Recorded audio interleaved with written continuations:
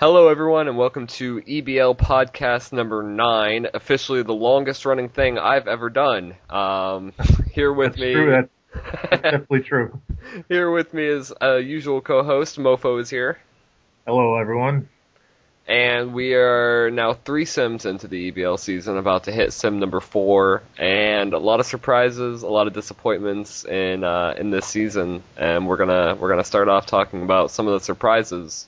Positive surprises here. Who sticks out to you the most, Mofo, when you think of positive surprises? It has to be Philadelphia Yeah, I agree with that. because I mean they started off bad, but then they traded for Michael Beasley, and ever since then I think they're 16-6. So that's pretty impressive. Yeah, I didn't think Michael Beasley would make as big of a difference as he He, is. I mean, you look at his numbers, and he's really not. But it's better than Jonathan Williams, I guess. Well, yeah, I think anything's better than Jonathan Williams at this point. But I think this team has really matured. Like it's taken a while for Ron to build them up, but they've really peaked this year so It's far through 3 sims. it seems like they've come together pretty well. I mean, just everyone's kind of complimenting off of each other. He has six, well, probably five really good players, Yeah. and then Beasley's like a borderline. The thing, like, just everyone seems to do something to help. Like, Omar Thomas is really the only big man they have that can rebound well. But then you I have, think I think Zimmerman and Venerando are doing really good together though. oh Combined department. yeah, absolutely. But then, like, I was gonna say, you have Beasley getting 7 rebounds a game in 27 minutes at small forward. Rob Andrews getting 7 rebounds a game. Even Royce Lopez is getting 6 rebounds a game at point guard. I mean, they all just kind of complement each other very well. Like, if one guy can't do something extremely well, everyone else kind of picks it up and helps. It's just a very interesting dynamic they have going. I think that Royce Lopez has been the biggest surprise in the league this year because he came out of nowhere. Yeah, he looked decent last season, but then he had a But huge TC. all he did was play 10 minutes a game the last year. I mean, nobody saw this coming. Well, yeah, I just meant attribute wise, Yeah, but then he had that big TC, and I mean that for someone pretty much starting his first season, that assist to turnover ratio is really good. I think he might be an all-star this year to preview it later on. But I mean, his numbers are just his shooting percentage. He's shooting almost 50% from three. I know. Yeah, he looks really good. I'm excited more to see how he progresses. If I mean, because he kept that 8 potential. I think he's only going to get better from here. Yeah, he could very easily be a top 5 point guard in a couple years. I would say so. But then, and nobody saw that coming 2 years ago when he was drafted. Everyone criticized Ron for that pick, but it's really working out now. Yeah, yeah, absolutely. That But ended up being a very good pick. and then Omar Thomas, this is his fourth year in the league, and he's better than ever. He's just improving every season. His field goal percentage is up from last year. His points are at a career high right now. His rebounds, there's nothing he can't do really except block shots. Right. Yeah, Omar Thomas is just. I mean, I think he's going to be the one guy that you don't have to worry about him falling off, because with all big men, you kind of get that Drummond Randall worry, where are they Jonas, going to have that few yeah. years?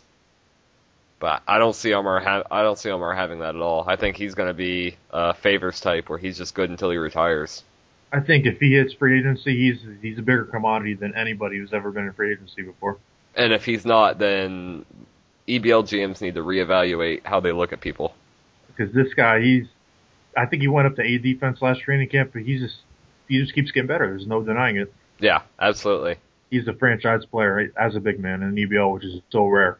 Yeah, I mean he's just him and Marshall are easily the two best big men in EBL right now. So I'd say Omar is definitely the best center. So I don't know. I think Francisco Page is up there too with the way he's playing this year. well, that's true, but I mean that whole offense is just based around Francisco Page. So Yeah, but still, the guy you got to give him credit. He's actually performing. well, yeah, I mean there's nothing. His rebounds, Francisco Page's rebounds are just crazy this year. The one thing is his turnovers are a three, but I think he could live with 3 turnovers a game if you're getting 27 to 14. Especially consider he's probably the one who has the ball 3/4 of the time on that team. So Yeah, really, because they have your king favorite Drew Holiday at point guard. yeah, well, yeah, that's pretty bad. He's not looking good this year. But what other surprise do you think has been notable through 3 sims? I think the Hornets being the 4th seed, I know they're not great, but they had a really good last sim. They're 4th in the East, and I didn't see that coming. They lost Cool. They traded Harrison. I just didn't see them doing that well this year. I didn't at all either. I think Chris Willis is, even though his shooting percentages are not very good, I think he's still taking a leap as an elite player in EBL in his 4th this season now. Yeah, and Gerald Dunn looks really good too. Yeah, he's become a really solid point guard. Yeah. But this team is starting Nick Boss, who gives you almost nothing. Right. Except for, his rebounding and assists are just pathetic. Faust can shoot the free throws, though. That's for sure. Yeah, great. so can like Henry Luna. He doesn't do much else. Oh, Baldwin will not be happy. Hey, I'm a lunatic. I support Henry Luna. But on this team, they start Cameron Ridley, who I've never been a fan of. He's shooting 38%. Brian Rodriguez is he can't block shots. He's not a great rebounder. I think it's all Chris Willis and Gerald Dunn on this team. Somehow they're pulling up to a good record right now. Yeah, and I think the Hornets will fall off a little bit later on in the season. But for right now, like as we're talking in the moment, they're a surprise to me for doing so well. I agree. I'm surprised, but I think they can make the playoffs in the East. Yeah, it seems likely. Having Chris Willis is good enough to make the playoffs, I think. I mean, the Nets are only a game and a half out of the playoffs, and they're still starting Dirk Van Gilder. So. Oh my God, Dirk Van Gilder, the worst point guard in EBL. He's so bad. Or Mike Spence is also pretty bad too, though. Yeah, he was in that last year. So. Yep. Crimson's producing all the best point guards here in New Jersey. I think the Nets being 11-15 is actually a surprise too. I think for the Nets to have double-digit wins through less than 30 games is definitely a surprise. Considering they're starting Jim Ryan, who's giving them 9-9 right now, and Bill Van Gilder, who's a horrible point guard, and G1 is falling off completely, even though he's shooting well. This team is not very talented. I don't know how they're winning at all. G1 gives you offense and nothing else at this point. His defense, he doesn't play defense either. His defense is abysmal. The fact that his defense is B and he's averaging 3 blocks in 29 minutes means that he just can't do anything besides block shots. He probably fouls so much. Oh yeah, yeah. The Nets aren't good. Nets aren't good. I think they could be good if they got a point guard.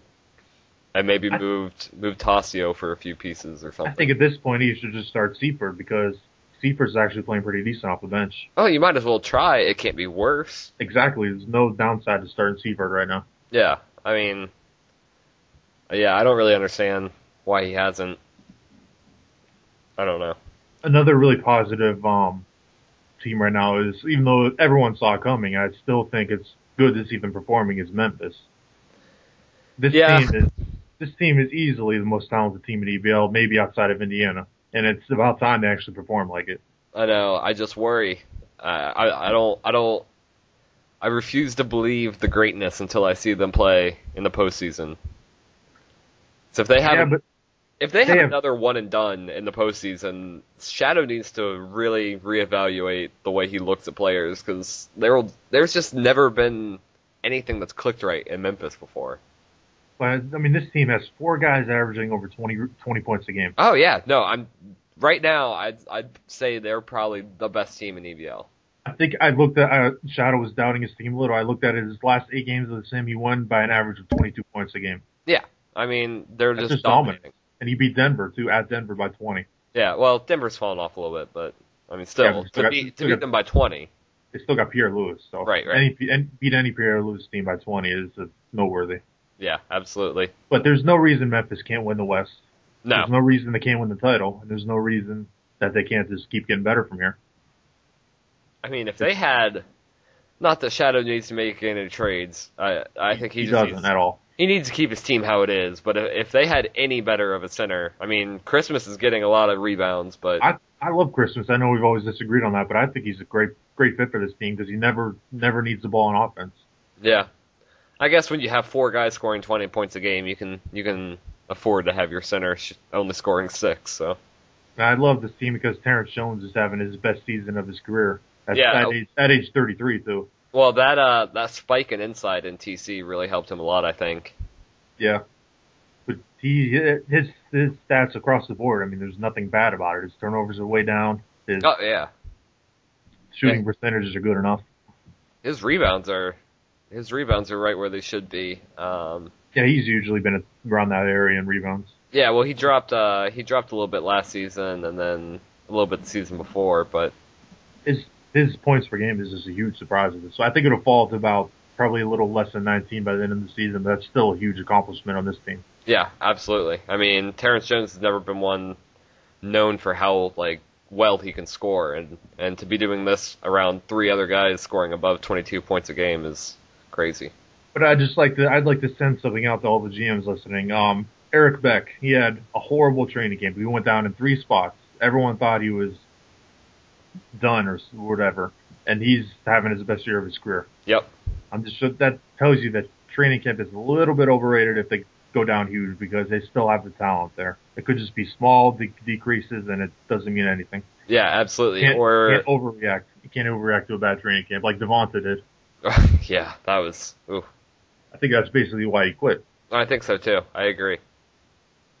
I don't know. With Beck though, the thing with him is he could have just gone down a little bit in one stat, like quickness, which affects 3 different stats, and that could have altered all of it, So I think his rebounds and assists are down a little bit, but I think that has a lot to do with Terrence Jones being on the team too. yeah, and Clay's playing really well again this year. So yeah, but his percentages are way up across the board. Yeah. Three-pointing, field goal percentage. His turnovers are down. He's a franchise player. I don't care if he went down in 3 spots. He's still a great player. I don't care either. I think Beck is the best player on that team. So yes, him or Clay. It's tough.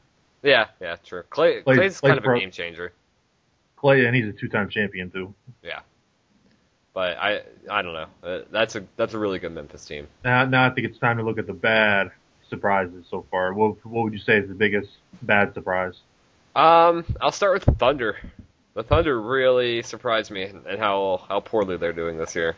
They're just so bad on defense. I know. And, Karan is an A defender, Tyreek is an A-, Nenad is an A+, and these are all guys who, attributes aside, have been known for playing great defense in the past. I'm looking at the stats right now. They're last in opponents' points per game. They're last in opponents' field goal percentage. That is just a deadly combo to be horrible in. And I just don't understand how it's happening. I think number one, Salvatore's always been a little bit of a mediocre defender for a big man. Yeah, I'll agree with that. Number 2, they have nobody on the team that can block shots at all. Yeah. And number 3, I think Tyreek Evans lost a lot on defense. Yeah, Tyreek's 36, so he's always been a really good defender at point guard, and he's always been a horrible defender at small forward and been average at shooting guard. I think maybe it's gone to the horrible part of shooting guard now too. Yeah, it's entirely possible. I also wonder if there's something to Karan and Tyreek not being able to play well together. Because they bombed on my team hard too, back when I had them both. Didn't you have them both and they bombed? Yep. And they had Westbrook with them too, who was really good. And that team just didn't work out. I still have no idea how that team didn't win a lot. Yeah, I don't get it either. But there might be something to that, to Karan and Tyreek not being able to play well together. I don't know what it would be, but if I were Baldwin, I would trade Nenad for a big man who can block shots, because Nenad's still a very solid point guard. Someone will give up something good for him. Yeah. And I would play Evans at point guard and just go from there, because Evans will go back to being an elite player at point guard, I think. I don't know who would you start at shooting guard then if you did that. Ross? I don't think it matters much. I think he doesn't really have many options there, so that's kind of a problem. But yeah, he could find someone on the cheap who can play defense, because that's what he needs right now. He doesn't need a scorer. He needs defense all across the board. I agree with that. I don't know. That's disappointing. And I know you weren't quite on the bandwagon as much as I was, but Orlando has got to be disappointing no matter what your expectations were for them this year. Yeah, that preseason podcast was all over Orlando, and I thought they'd make the playoffs, so I'm definitely shocked that they're so bad. Yeah, no matter if you believed all the hype like I did not see them. I don't think anyone saw them being last in the East right now. The problem is that he just doesn't have an elite scorer on this team. Ben McAvoy has been a huge disappointment at shooting guard. Yeah, I didn't see that. I didn't see that coming at all. I thought McAvoy would be huge for them.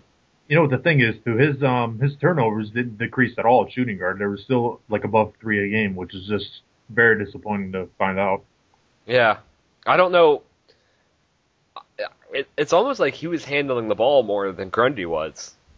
Well, he switched McAvoy and Grundy last time. He put Grundy at shooting guard and Grundy bombed there like he usually does, and McAvoy did a little bit better at point guard, I think. I don't. There's something weird with McAvoy and Grundy. I don't know. Grundy's been a huge disappointment this year. You know who McAvoy is? He's John Wall version 2. Yeah. Except a better defender. Well, right. Maybe not even that much better because he's B+. No, Wall's pretty bad on defense. I think McAvoy's got to be at least a little bit better. Wall was a B for a while, though, wasn't he? I think he was a B for a while, and then he was bombed out eventually. Yeah, maybe. But then last time he benched McKinley Cole, put him as a backup at 3 spots, which I just didn't like. I didn't like that either. I liked Cole as a starter. I feel like Dale Green is kind of like an untapped player on his team. He's only played 1 game all season. I think he could actually be a decent player for him.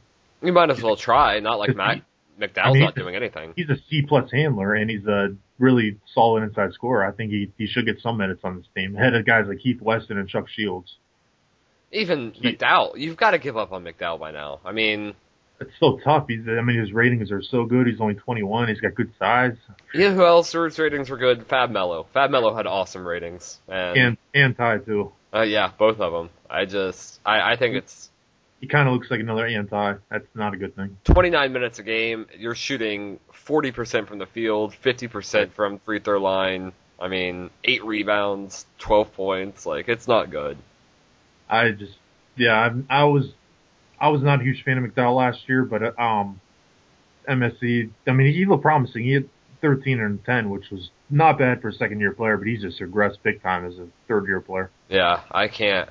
Something's got to happen with, I don't know, maybe he'll do better at power forward or something, but... I think if I were him, I would probably, I'd probably play Gonzalez power forward, and then, I don't know, I'd probably start Dale Green first and see what he can do. You might as well. And just put McDowell on the third string for now, because he's really no better than a backup at best. Yeah, maybe put Chuck Shields at backup. I mean, I know he can't do anything besides score, but this team could really use some more scoring. So Chuck Shields, that A inside and B outside is really valuable off the bench. It's kind of being wasted because he's not even playing them. I know. I mean, he's a terrible defender, but yeah, but he's not worse. He's like a better version of Henry Luna. Yeah, I mean, Henry Luna's a really good bench scorer. So Chuck Shields can score, lights out. I know that for a fact. So, and this team lacks scoring too. They're only averaging 102 a game. Big time. I mean, no one seems to be able to score consistently. Benjamin Gonzalez is their best scorer, and I bet if Chuck Shields started, he would average like 17 or 18 points a game on this team. Oh, I guarantee it.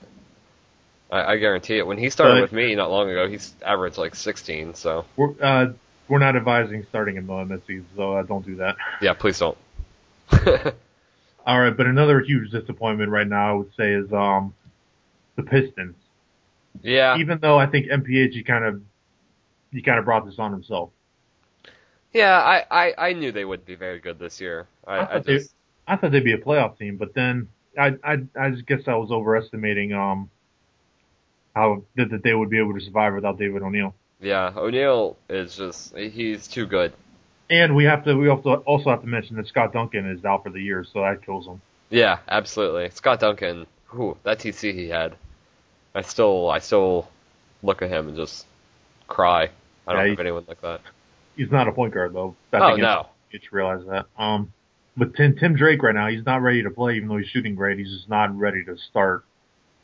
Wayne Selden is all of a sudden like the worst handling player in all of EBL, averaging 4 turnovers a game. That's just pathetic.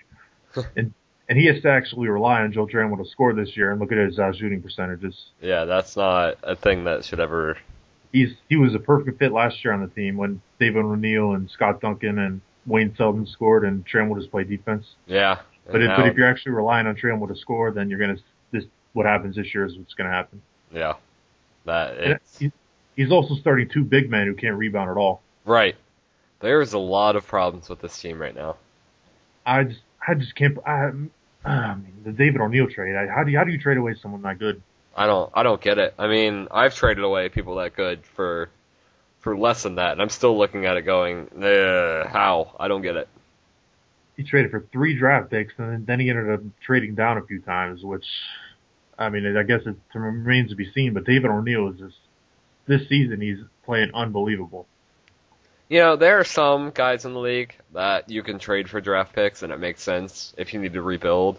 But you're never going to get someone as good in the draft as David O'Neal. I mean, it would take an amazing draft class for you to be able to find someone with David O'Neal's talent. You know what the problem is? I think he really overreacted to the playoffs last year because he went in as a clear favorite in the East to win the East, and he lost to the Celtics in round 2. He just felt like he had to make a change. He couldn't come back with that same team for some reason. I know, and he traded O'Neal. If he would have kept O'Neal with Duncan's huge TC, this team would have been pretty scary. Yeah, with the 2 rookies, with Drake and Elin on the team. Well, would he have had those picks if he wouldn't have traded O'Neal? He traded down a few times. I don't know. Yeah, I'm not sure either. I don't know. All I know is right now this team is probably like 2 or 3 years away from being anywhere near the top of the East again. Yeah, and I mean their future looks all right. Tim Drake looks like he could be pretty good here in the future. He's also got a lottery pick this year with the Cavs pick. Yeah, that's true. And Elin, you know, he might head down that McDowell route, but for right now his shooting percentage is pretty good. He's doing better right now than McDowell ever has, really. Yeah, so I mean he looks like he could be okay. Onma was just a complete waste of a pick.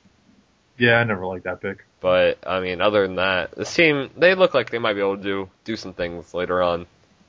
So who knows? We'll see. Another disappointment is the West. I mean, the West is kind of like how you expected it to be. Like the Clippers at the top, the T-Wolves, Nuggets, and Spurs at the top. But the one thing I didn't see coming is Dallas being this bad. Yeah, Dallas was. I mean, Dub expected this to be a playoff, you know, push of a season, and it's just not. It's not at all. I'm sure he was gunning for like home court in round 1, and all of a sudden he might have traded the number 1 overall pick for Christopher Lloyd. Yeah, he very well could have. I mean, but he's kind of like changed his team around somewhat. He's got now Brandon Kearney and a few first rounders for Matt Yoder, which I think was a great trade for him. That was a wonderful trade. I agree with that. Because there is something up about Matt Yoder. All the teams he's on always bomb for some reason. I guess we'll see what happens with Denver. Like Baldwin said in the shot box, what's going to win out the Nuggets' good success or Yoder's bad success? Right. I think Devane being moved to small forward is going to be big for them too. Yeah, his defense went up there. That's important. His defense went up, and his handling could probably be hidden a little bit better at small forward rather than at a guard position. I think Brandon Kearney, he was kind of overshadowed a little bit on Denver, but he's still a really good player. Yeah, Kearney, I think it'll help bring some defense to this team because their defense is lacking right now. Yeah, he's also a really good rebounder and handler for his position. And is Dub moving to an outside the sim? I haven't looked. I haven't checked his roster. I don't know. I can look real quick, but I'm really disappointed in Christopher Lloyd though. I mean, his numbers aren't horrible, but I think if you give him another sim or two, we'll see it start to come around. I guess, but just trading the number 1 pick for him, the potential number 1 pick for him, is so devastating to me. Yeah, but I mean, you had to do something. Teague was just playing so badly, and he was. Yeah, Teague was let down. It's still early on in the season, so, you know, Dub thought if he got a better point guard in there, you know, maybe he could do something, and I don't think it's any cause to give up yet. I know they're pretty bad, but they're still only like 5 games out. If this team turns it around with Kearney and if Lloyd steps up a little bit better, I think they'll be able to do something. He's had injuries too. Song Nu's been hurt a few times. Chris Brown's out right now for a long time. Yeah, losing Chris Brown really hurts him. At one point he was starting Joe Meek and Cody Zeller last time. Yeah, and you're never gonna win with that combination. And then he traded for Juan Johnson. I don't know if he's playing Juan Johnson power forward now or what. He is. He's starting Juan Johnson at power forward. That's never really a good sign if you're starting Juan Johnson. No, but I mean, we might as well try. Why not? I guess it's better than Cody Zeller. You could say that. Yeah, I mean, Cody Zeller can rebound really well though. So by the time Dub hears this, he'll probably know whether Juan Johnson worked out or not in Sim 4. Right, absolutely.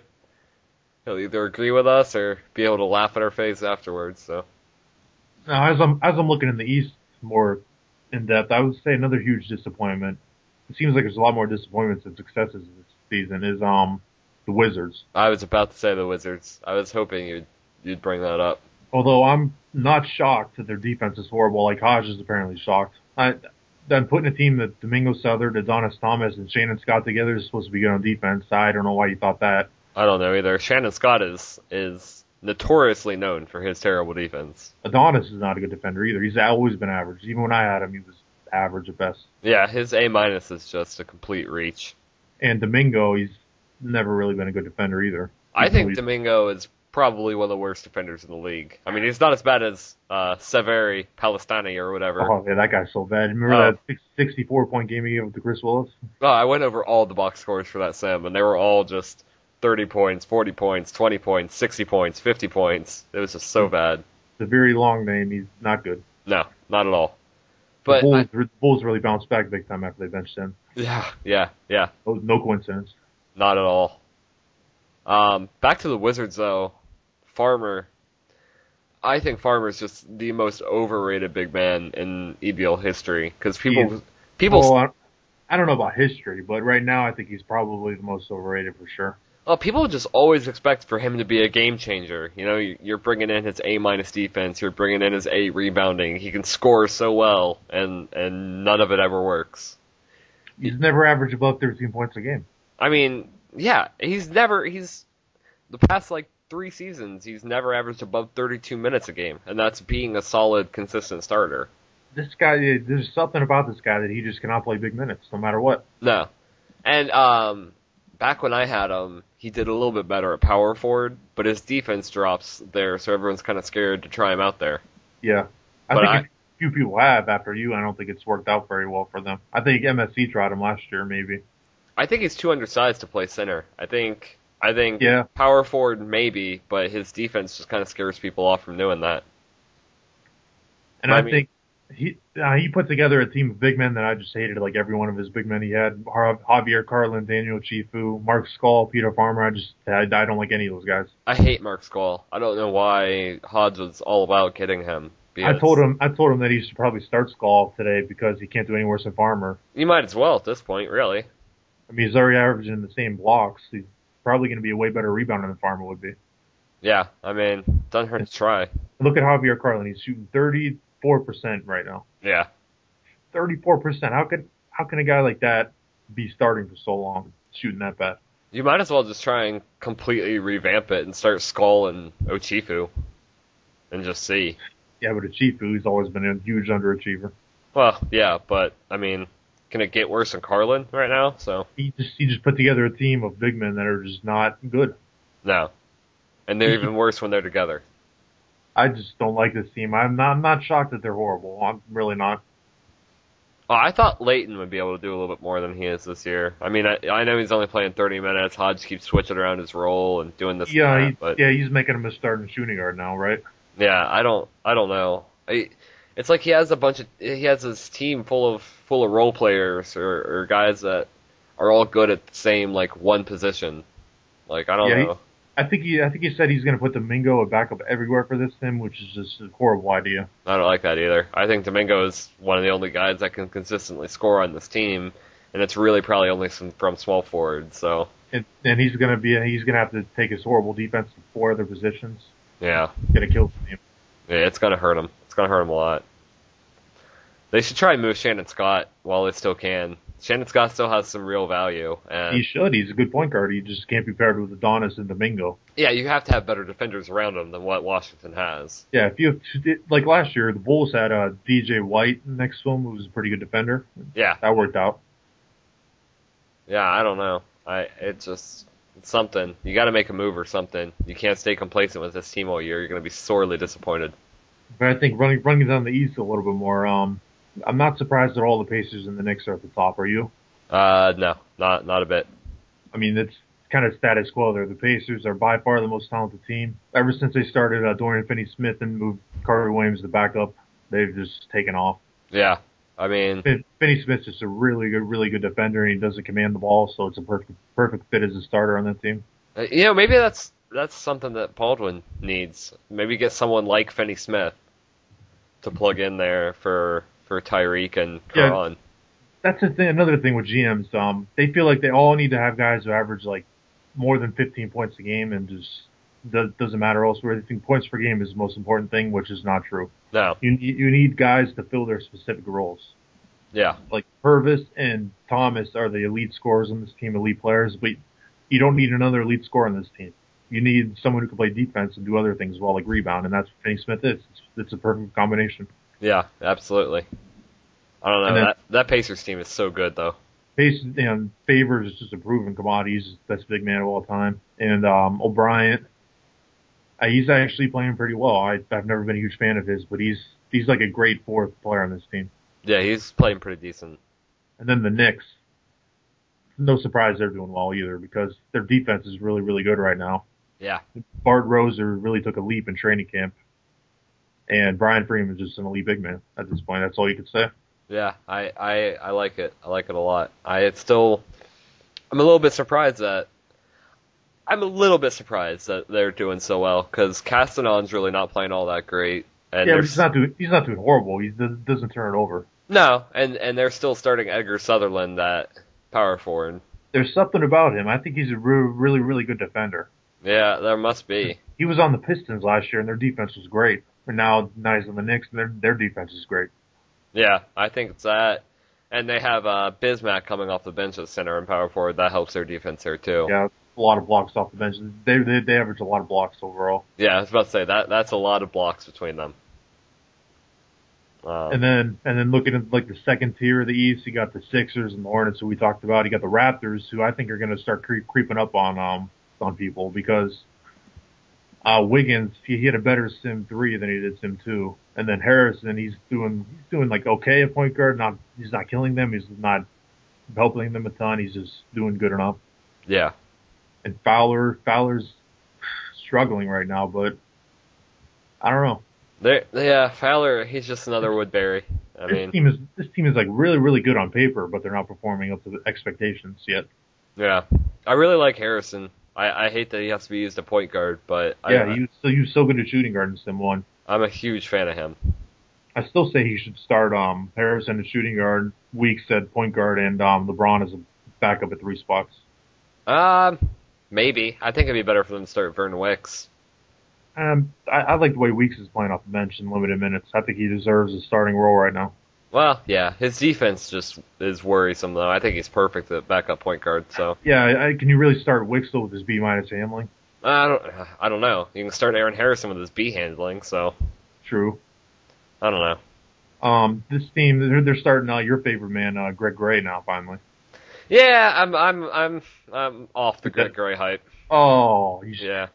He finally got a shot, and now I'm off of it. I really liked him season 1, but I really liked him for what I thought he could develop into, and he just really hasn't developed that yet. I haven't given up on him, but for where I thought he would be right now, it's a little bit disappointing. So.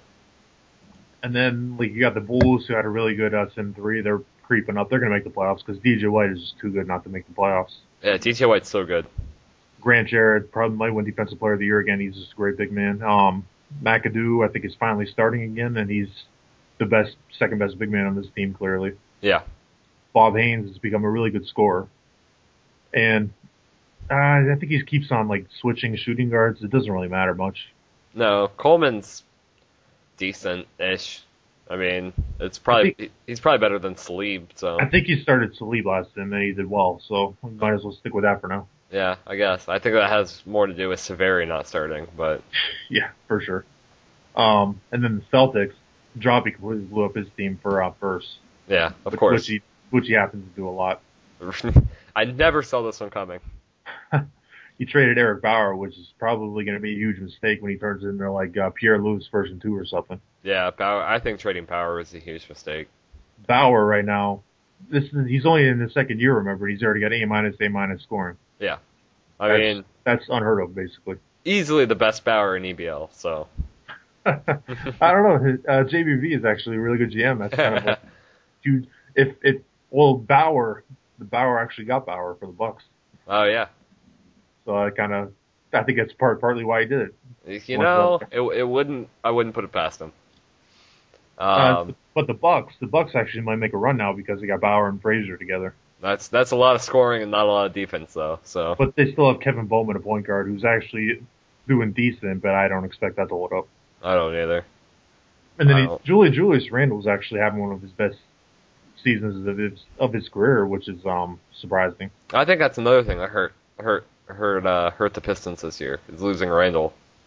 Yeah, that's a good point too. I forgot about that. I didn't like that trade for them. I think Randle. Who did they get for him? I don't even remember. I don't see. That's a problem. I should be able to at least remember who they got for.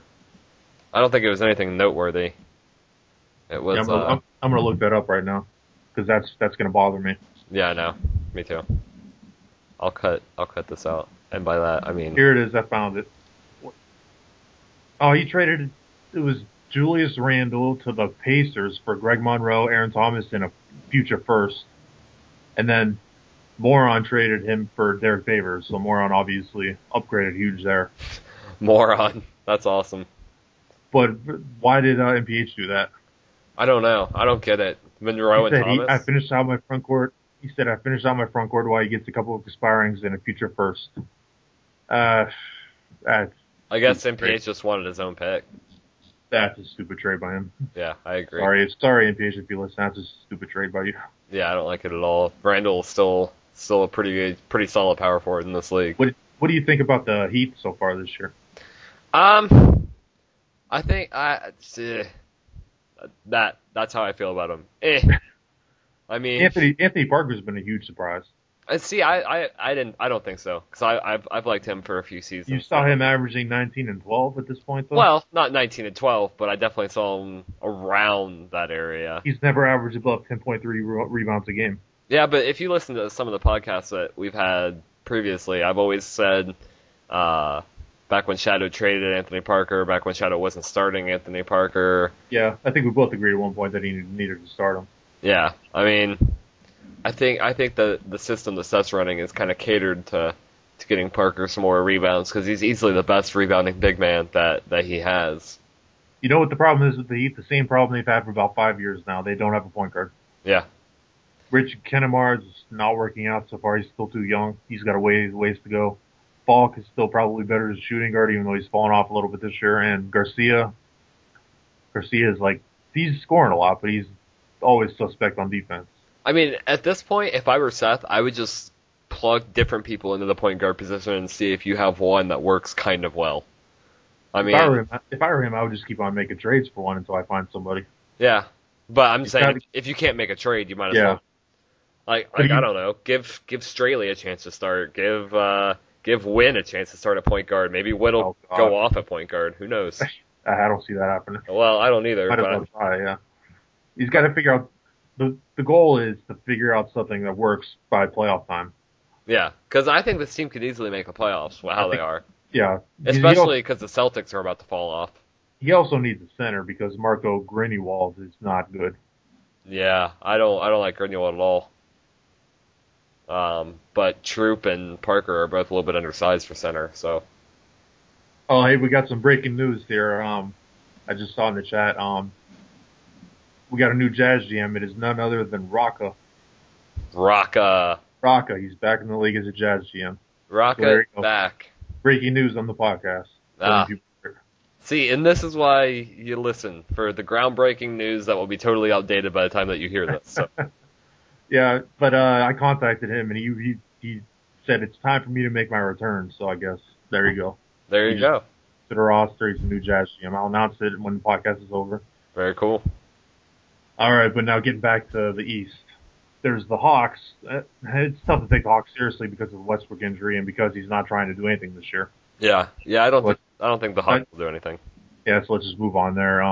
We talked about the Nets and the Cavs. Magus, he kind of went on like a usual rant that he does that everything is going against them because Devonta quit when they were in trade talks, and then he tried to get Curran from Baldwin. Baldwin said no to his offer. Yeah, but I mean, his team is just too young. Overlock has made huge progressions from year 1 to 2, and that's positive, but he's still got a ways to go. He can't shoot. Ashford is a really good rookie. Yeah. But he's still a rookie. He's still a rookie, yeah. Don Carter should not be starting at this point. He's not ready to start. No. I don't understand why some combination of Stock and either Dick Johnson. Yeah. Yeah, it should be Dick Johnson. They should be starting together. But the Stock is having a great year. But the thing with him is, look at his free throw shooting: Oh, yeah. 79 for 200, 39%. Yeah, it's so bad. That is unforgivable. That's always going to be an Achilles heel for him, no matter how good he is. Yeah, I mean, you can get around it. People won with Dwight Howard, and Dwight Howard was probably around that same level. Yeah, but if the game FBB is smart at all, they would use the Hacka Stock method and just make him shoot free throws nonstop. But I don't know if it's that advanced. Yeah, I'm not sure either. I mean, either way, it's still a flaw. So I'd love to think it was that advanced. It'd be pretty cool. Yeah. I think they should. He's trying to make a big trade still. Yeah, I mean, for right now though, I think they should give Bjarnason a shot at starting. Yarnison, sorry. Should give. Overall, you think he should bench Overlock? I think he should bench Overlock. One, he's still a liability on defense right now. Two, yeah. I mean, he's not assisting anything. He's turning the ball over a little bit. His shooting percentages are awful. Probably a little bit below average as a point guard right now. Yeah, absolutely. And the thing that Yarnison brings that Overlock definitely doesn't is extra rebounding, and this team needs some rebounding pretty bad. But Bjarnason, he's had his chances before, and he's never taken advantage of them, though. Yeah, but I mean, he's always been a decent game manager. At least back when I had him, I expected too much out of him, and he wasn't that for me. But I mean, you'll probably get as much for him as you would Overlock, but with better defense and some added rebounding. So. But I think, like Magus, he thinks Joe Monday is a huge asset, and I think he needs to step back a little bit there and realize that he's got a ways to go before people really think of anything of him. Yeah. This team has to go ahead. I was just gonna say Magoo's always had that problem where he always expects too much out of his guys, and it's weird because he doesn't really do that with anyone else. Like anyone else's team, he's able to critically and naturally just be able to pick apart things and be able to talk about them without bias. But anyone on his team, he just expects them to be a playoff contending team every year, and they're just not. Like I told him in the chat, this year, if he sticks with what he has, they're going to be like borderline playoffs, probably just missed by a couple spots. But then with a good training camp and like a good trade or two, or a good free agency signing, he's a consistent playoff team every year from this point on. Yeah. Starting next year. He set it up really well for the future, so. I understand he wants to make one big move, but it doesn't necessarily have to be right now. Like he can wait till off season. I know. He's just got to wait for the right trade, and when it comes around, he's just got to pull the trigger and hope his team will be fine. Yeah. It's just a little bit more time to develop. I think they'll be good. But then now we talked about the Wizards, the Bucks. The Bucks are looking like they'll be a little bit better this year with Bauer now. Yeah. We talked about the Pistons and Magic, so that's the East. And now moving down the West, the Clippers are atop the West right now. They got the best record in the West, second best overall. And I'm not surprised by this at all. What about you? No, I really like the Clippers. I mean, I like them a lot going into the year. Harmon just did a great job putting together a great team, and he got some luck in training camp by Yeniko going back up. Yeah, Yeniko going back up was huge for them because I didn't like that trade initially for him. He's having a career year this year. Yeah, I mean he's playing very well. He's a big part of why this team's doing so well because, I mean, the 12 rebounds to go along with Sun Ma's 12.5, and I mean, Yeniko and Sun Ma are actually playing pretty similar to each other right now besides the block differential. And I think Tony Ross might actually be the best rookie in the league right now. How much of an impact he's making on the team, his shooting percentages, his all-around play. I think he's really good rookie. I actually forgot Tony Ross was a rookie. That's how well he's playing. So that was just a great move by Harmon to get him. I think Ross could be a Rookie of the Year candidate for sure. I think probably Ashford will probably win it because he's on a worse team, but Ross is making a bigger impact. Yeah, absolutely. If they were a most valuable rookie, he would win it. Yeah. And then Austin and Lito are just dominating. Yeah, I wasn't, sometimes to get deals done, I'm known to stretch the truth. But I wasn't lying when I told Harmon I really think Austin could be the game changer for the Clippers. So, I mean, he had to get rid of McAvoy. McAvoy was just too liable on too many different areas. I think we've all seen now that McAvoy was a huge reason they were missing the playoffs all those years. Yeah, absolutely. And Austin, I mean, going from McAvoy to Austin is just a huge upgrade. Austin's turnovers aren't aren't the greatest thing ever. That's always been the same thing with him, though. He's just a really talented player despite that. Yeah, but you can deal with that. You get everything else that Austin brings you. You can deal with a little bit of turnovers. His ratio is like 3.5 still, right?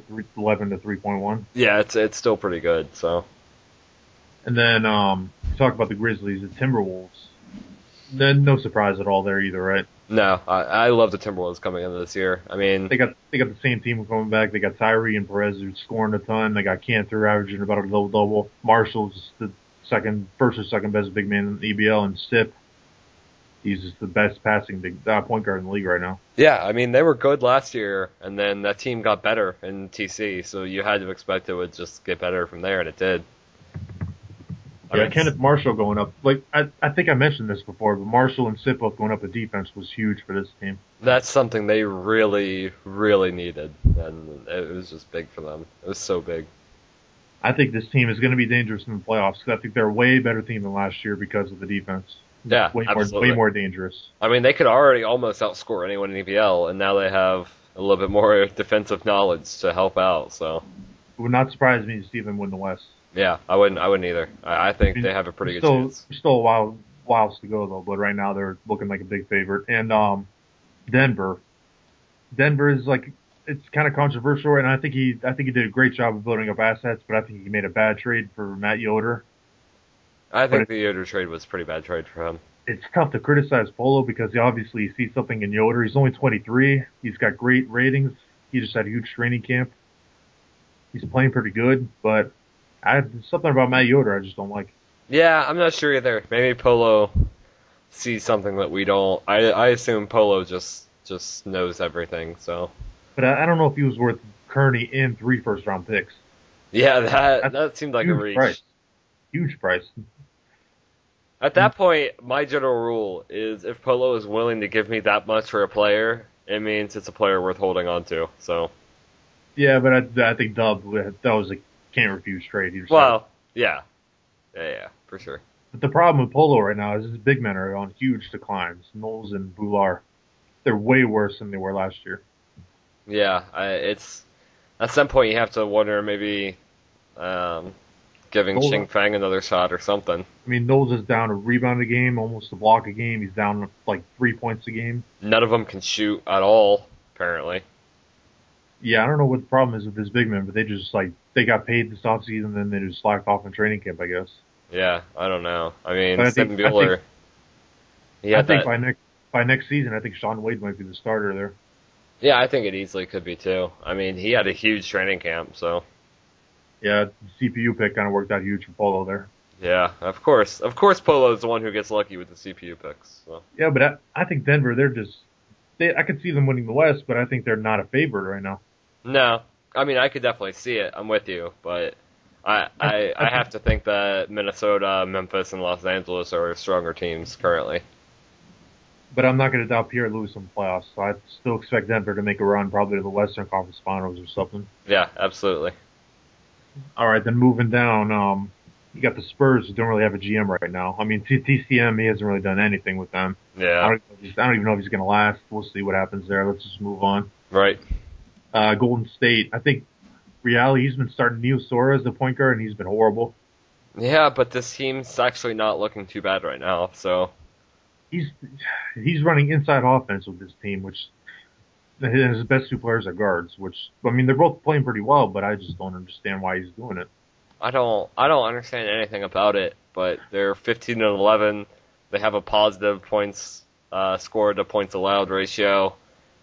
I mean, there's something weird that reality knows that kind of works. I mean, I think this team could be a lot better with a better depth chart, but I think he changes that depth chart. I didn't see it yet, but it wouldn't surprise me to see this team have a huge first half and then fall off again in the second half with a bad depth chart. Not to toot my own horn, because it wasn't a great trade for me, but it was a really bad trade that he made with me to acquire Lee Vito and Robert Reedy and B.J. Young. Yeah, because all those guys are playing pretty much no minutes for Golden State. And Casey Hill. You got Casey Hill. Casey Hill's a 2010 guy for me right now, and I got Steve Harris from that trade too. Yeah, that was a great trade for you. I mean, If those two were back on this team with Bonds and Reynolds playing so well, and I don't know, I think that this team could be really dangerous right now. Yeah, your team is actually right there in the playoff picture. Yeah, trying. What are you thinking about your team right now? You think you're going to make some moves to try to make a playoff push, or what? I'm trying to. I'm trying to shop around that Warriors first, so I'm hoping that they'll kind of fall off a little bit. Even though you just praised them a ton, yet you should have been doing the opposite to build the pick value. Well, right, but yeah, the Warriors are so bad. They're the worst team in the league. I can't wait to see them drop, etc. Yeah, not very believable. Oh, okay. My bad. Casey Hill's been really good for you, though. Yeah, Casey Hill's been great. I did not expect that from him, obviously. Hasn't your record been a lot better the last two sims? Yeah, since I started him, my record and my points to points allowed ratios have gone up. Both yeah, times. if you were doing that from the beginning, you'd probably be in the playoffs right now. Probably. I just didn't expect that from him. Yeah, there's a lot of time left. Steve Harris has always been one of my favorite players in the league because of his offensive game. And he's playing really well, and he's actually not doing too badly on defense either, like looking at box scores. I just think he's a really good player. He's 7'3". He could shoot like one of the best players in the league. He can handle like a really good player. He's just very unique. I mean, he's kind of like my Dirk Nowitzki with better handling. So yeah, I mean that's exactly what he reminds me of. And then you got Tukanaga, whatever his name is. He's just very consistent right now. He's an easy double every night. Hit Drummond the same thing. Yeah, I didn't expect Drummond and Takanaga to work out so well together, but they really, I mean, Drummond's averaging 12-11 and Takanaga's averaging 11-13, and they're both.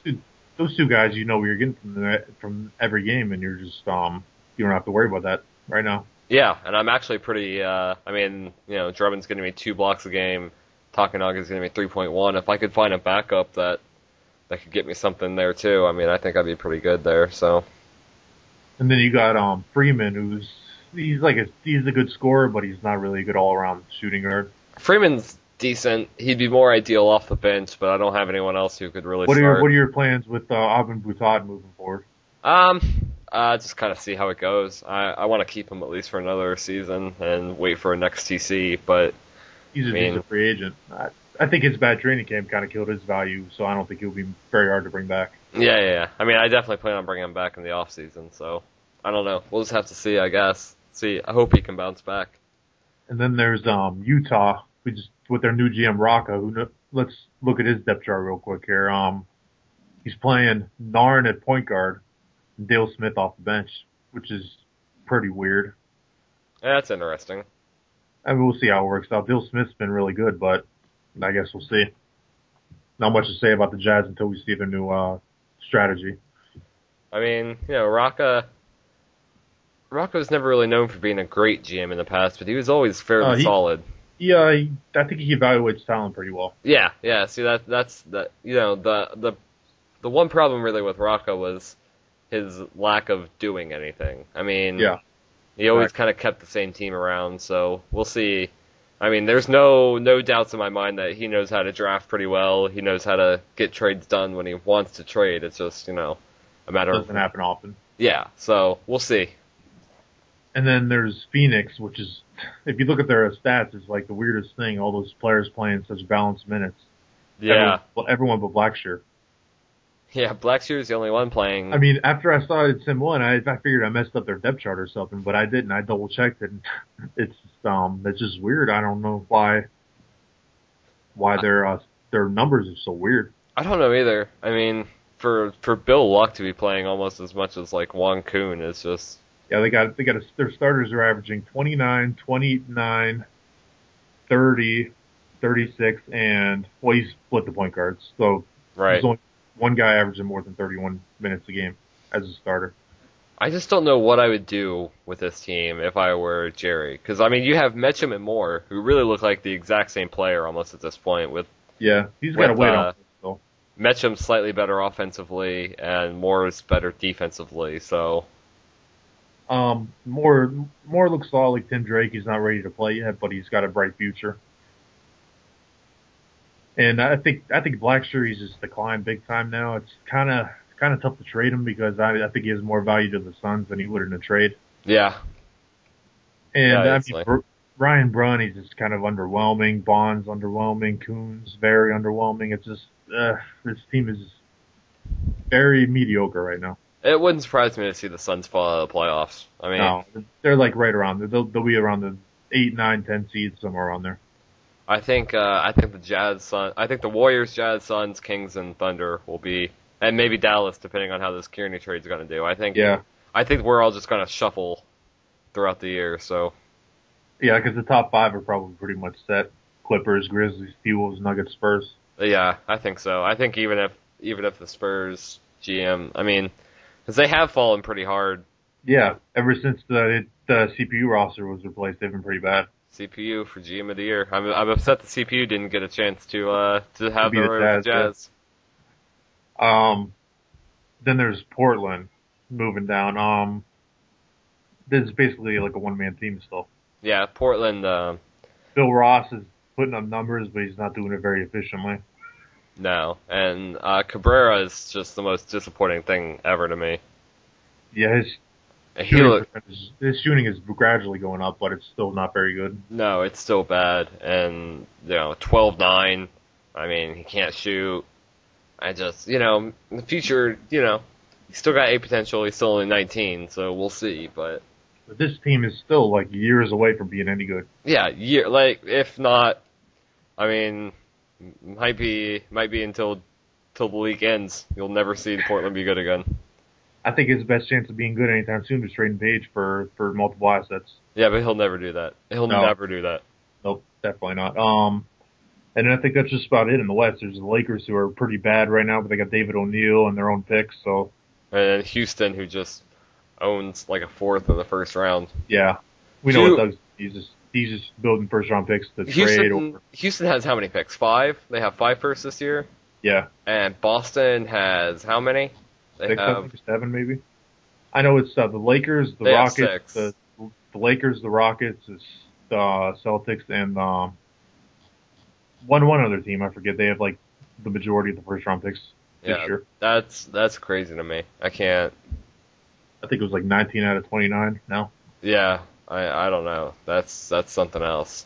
I can't. They'll probably trade a lot of them, but still, that's a lot of picks to have. Right. Well, I think who was it? I think Milwaukee had more, and then he traded him for Bauer. Yeah, they traded him for Bauer. All right, now I think we got to do we're running an hour here. We got to do the All-Star stuff. Yeah, we didn't really get to go over trades too much this episode, but maybe we'll do that next episode. All right. Good, the trade deadline. We'll probably do one before then.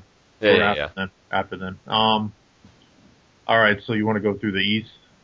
We'll do like the All-Star preview. Yeah, we'll start in the East. All right, so center right now. I think it's fairly obvious that Brian Freeman's gonna have a spot for a long time. Yeah. But who do you think is the second center right now? For me, I got Darius Stock from the Cavs. That's a very good possibility. I don't know. I mean, you're forgetting about Omar Thomas, though, aren't you? Yeah, I am. I am. Yeah, it's got to be Omar Thomas. I don't know. I guess I thought he was in the West. I don't know what I'm doing. Yeah, it's fairly obvious. It's Thomas and Freeman. I think we both agree on that, right? Yeah, Thomas and Freeman. I think Stock has a long shot chance, and I wouldn't be flabbergasted if Stock made it in over someone like Freeman. But I think Omar Thomas is definitely a lock, and I'd say Freeman's like a 90-95% chance he'll be in. So I'd say the alternate right now isn't even Stock. I'd say it's probably O'Brien from the Pacers.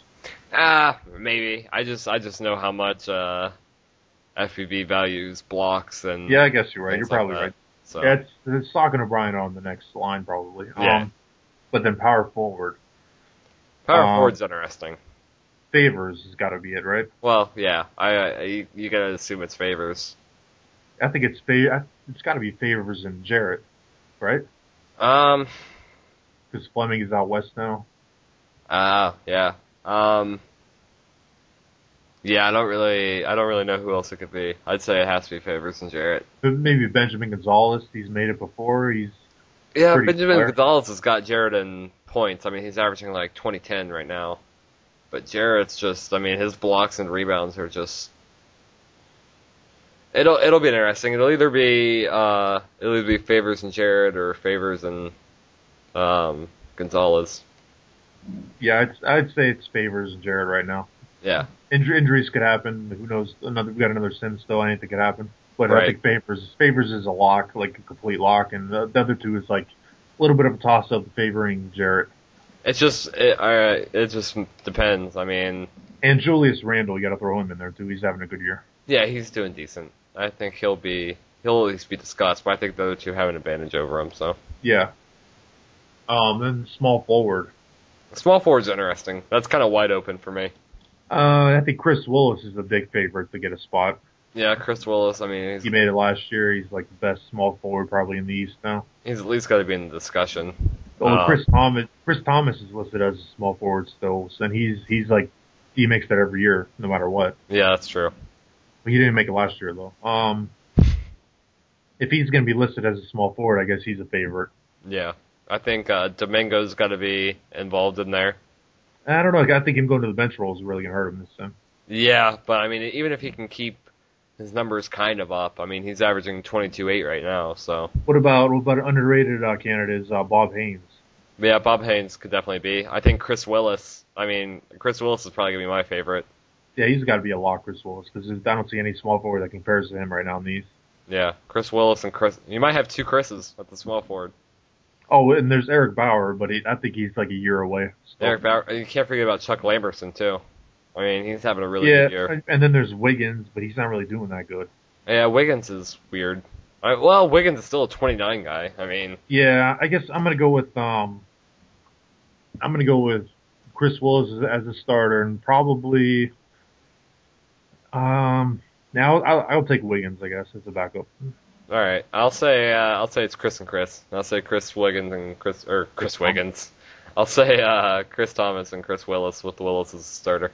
Yeah, Chris Thomas, he'll probably have another huge Simmons shooting guard, and that'll make his case for an all-star small forward pretty easy. Yeah, and then shooting guard.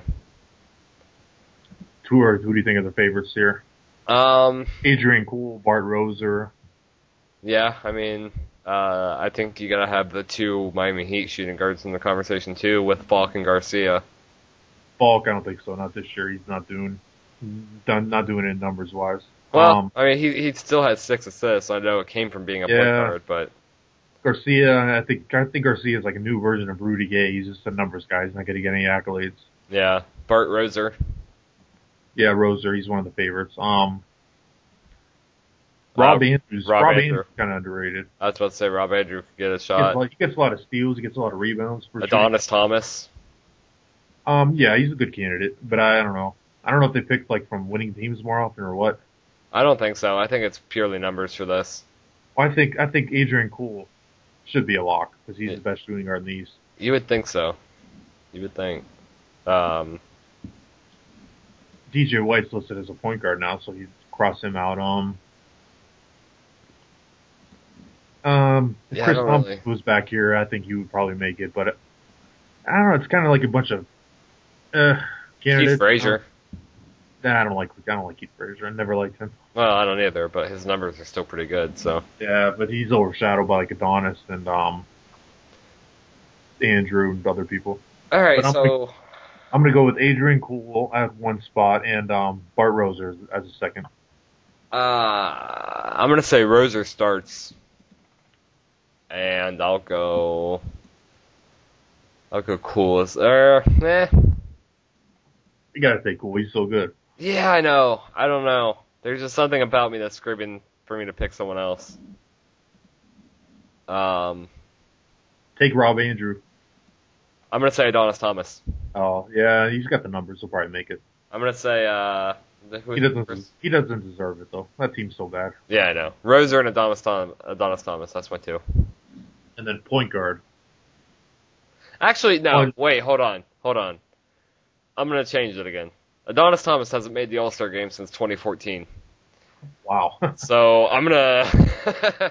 I don't like those odds in my favor, and I'm determined to be more right than you. All right. Because you always get it more. more dead on. I'm gonna say Roser and I'll go Roser and Cool, but I'll flip flop with you, and I'll say Roser starts and Cool's the backup. All right. And then this point guard one is obvious. We don't have to mention is Rodney Purvis. Yeah. And then who's going to get the second spot? I think it could be Royce Lopez. Yeah, it very well could be. I think he deserves it. I think the Sixers should have multiple representatives, and I would love to see Royce Lopez make it. Royce Lopez, and you gotta have Gerald Dunn in the conversation, I think. Yeah. Oh, no, DJ White. It's DJ White. No, yeah. Yeah. It's DJ White and Purvis. There's no doubt in my mind about it. Yeah, White, he turns it over a lot, but they'll probably still pick him. It doesn't matter. Right. And then the alternate will be, in case of an injury, will be, like Royce Lopez. Maybe Aaron Harrison makes it up there. I don't know. I'd say Gerald Dunn. I say it's Gerald Dunn. Gerald Dunn is like, I mean, he's a solid starter, but all-star, I just can't see that. I don't know. Maybe. It's just weird to call him all-star Gerald Dunn. Like, it's weird to call all-star Adam Woodbury. Yeah, that should never have happened. All right, now the West, where the talent really... Although the East is a little bit more better talent-wise than it was last year. Yeah. Well, I remember looking at the East last year and just going, man, all these guys suck. Yeah. There's definitely more talent. It's going back. Oh, yeah. But on our center for the West, Salvatore is averaging a lot of rebounds. Yeah, I think Sal could get in. Amount of points. Christmas is a little bit of a sleeper, but I don't think he'll make it. I gotta say, Song Nu is my starter. Yeah, but he's underwhelming this year. But he's still top 10 in blocks. He's still averaging 17 a game, 11 rebounds. Seems like the West centers are kind of like down this year. Yeah, and I think Song Nu's made the All-Star team like every single year. So I think he missed a couple with the Hawks. He missed 2022. That's the only one that. In 2021 too. Oh yeah, in 2021. He made the rookie game that year. Yeah, I guess Song Nu's he's averaging a lot of blocks. You got to pick him. Yeah, I think it's Song Nu. Him for one spot, and who do you have for the second? Your boy might get some love. Takanaga, yeah. Yeah, I think he could. I think him and Drummond. I think they were both at least in the mix. Yeah, but I think Takanaga's blocks help him a lot more than Drummond. Yeah, absolutely. So I don't know. They could. I'm gonna go with Song Nu starting and Salvatore as a backup. Yeah. Salvatore made it last year. He made it in 2022, 2021. He's just a perennial all-star. And his points and rebounds were both pretty solid this year. Yeah, I'll agree with you. I'll say Salvatore starts though. I'll say Song Nu to back up. You just want to be right. I want to be different. I got to change it up from you. I can't have these ties. And then in the power forward should be pretty easy. One spot with Francisco Page and Kenneth Marshall. Done. Next topic. Yeah, you're right. Small forward. Steve Harris. I think Steve Harris is a real candidate. Steve Harris could be. I think if I have anyone get in, it's going to be Steve Harris. He's top 10 in points a game. The only small forward other than Chris Willis to be on the top 10. Yeah. I think Steve Harris might get in. He might be my lone king boy. Curran maybe, but I don't know. His numbers don't scream all-star. I mean, even though he's averaging a lot of points, he just doesn't do a lot elsewhere. Yeah, I know. I don't know. Yoder maybe. Possibly. I mean, I know. Oh, I got it. Terrence Jones. Oh yeah, or Eric Beck. I mean, both of them. I think Terrence Jones with his rebounds. Really it might be both. It might be Terrence Jones and Eric Beck. Yeah, it could be. I'm gonna go with Jones starting, ironically, and probably I'm gonna go with Eric Beck as a backup. Yeah, that. I might have to agree with you. Sadly, no. I'm gonna put my boy in. I'm gonna say Terrence Jones starts. I'm gonna say Steve Harris backs up. Steve Harris is a very real candidate because of his points. Yeah, and his assists too. Yeah, he's doing pretty well. So actually, I'm changing. I'm gonna copy you. I'm gonna go Jones starting and Harris as a backup. All right, fine. Now I have Beck as a backup. All right, no, I'm just kidding. I'll stick with Harris. All right, shooting guards. Pierre Lewis is one, obviously. He's every year. Every year. He's gonna make it. Well, wait, did he? He didn't make it last year, did he? Yeah, easily. He won the 3-point shootout last year too. Oh yeah, that's right. What was I thinking about? What didn't he? Oh, he was all league third team last year. That's what it was. Yeah, that was stupid. That's stupid FBB. Yeah. Kyrie is a real candidate. Did he make it last year? No, he's never made an All-Star game despite all the scoring he does. Tyree has never. He doesn't have a single accomplishment under his box. Yeah, that's weird. Tyreek Evans, I don't think he does enough elsewhere. No. I don't know. That's shooting guards are kind of. I mean, Anthony Jones is a candidate, but I don't think he scores enough. Well, Tyreek gets steals. No, you know what? I'm gonna say Pierre Lewis starts, and I'm gonna say Ray Bonds backs up. Ray Bonds, yeah, it's a good bet. Although Mike Reynolds might be even a better candidate. Oh yeah, I don't know, both of them. I'm gonna go out on a limb here and say that the Clippers get some love with Leto as a backup.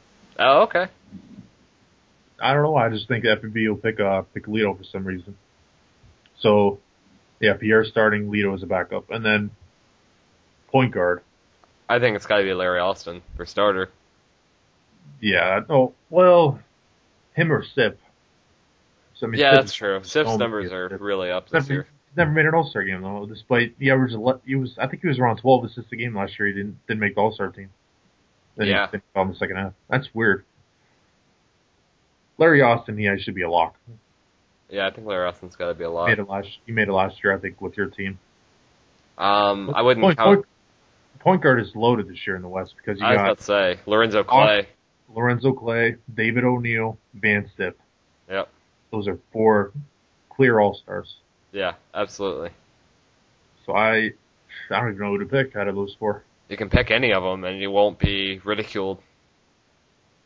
I'll say Austin starts, and I'll say O'Neal backs up. I forgot. I'm going to go with David O'Neal as a starter because he's just having an insane season, even though that team is horrible. Yeah. And Larry Austin as a backup. Okay. The Clippers got to get rewarded with 2 players. And then, who's your 3-point shootout champion this year? Oh, I think I came close last year or something. Yeah, you weren't too far off. I remember that. I'm going to go with Steve Harris because I think he's the best shooter in the league right now. All right. I'm going to go... It helps to look at 3-point attempts per game because those guys usually make the 3-point shootout. Yeah. Threes. I'm gonna say Nairn wins it. Yeah, it's a decent choice. Dunk contest is kind of like a dunk contest. No, I got Josh Grundy of the Magic. He's got a repeat. He's a former champion. Oh no, he won last year. That's right. Yeah, you go for a repeat. I'm gonna go with is Kawhi Leonard still in the league? He is. Wow. But he's not on the team. I think can free agents make it? I think free agents can make it. No, they can't make it. They can make it if like you don't have enough candidates for like the rookie All-Star game. Oh yeah. That's what it was. I'm gonna go with the repeat winner too, the 2023 winner, Fab Melo. Fab Melo. Give him the KWO a dunk contest. The highly acclaimed Fab Melo. All right. That would, Fab Melo has more career accolades than Tyree does. Stupid. I don't understand how he's never won anything. I'm gonna give you an All-Star game MVP too. I'm gonna say the East loses. Oh, okay. And loses by probably 8 or 9, and I'm gonna pick the MVP to be. I forget who I said to make it. I'll just pick one of the point guards. David O'Neal will win MVP. All right, I got the East winning it because they need to win something this year. I think the East wins it, and I think Purvis is the MVP. Very smart choice. All right, I think that's just about it, right? In the next podcast, we'll see who's right. Probably not. It'll probably be a few sims later, and we won't even remember that. We usually do one after the trade deadline, right? Right, but I'll at least be gloating in the chat if I'm right. So. All right. I would put a name bet on it, but it's worthless for you since it'll be 6 months until I'm able to. The Baldwin's would have came up with that name, by the way. Yeah, I really approve of this name. I laughed when I saw it. It's funny, yeah. It's not too like insulting either. No, it's not too insulting, and it's pretty funny, and it's actually pretty creative too. So yeah, and thank you Baldwin for that. Props to Baldwin. All right, I think we could end the podcast on that. I think we can wrap it up here. We covered a lot. I hope minute 17, but going on to minute 18 now. Yeah, it's pretty long. Well, not quite. I'll have to cut a little bit out of the beginning. You're gonna upload this tonight, right? Yeah, I'm gonna upload it here in just a minute. So. All right, go ahead and do the outro. We don't have an outro. We just say goodbye. Oh. All right, goodbye everyone. Bye guys.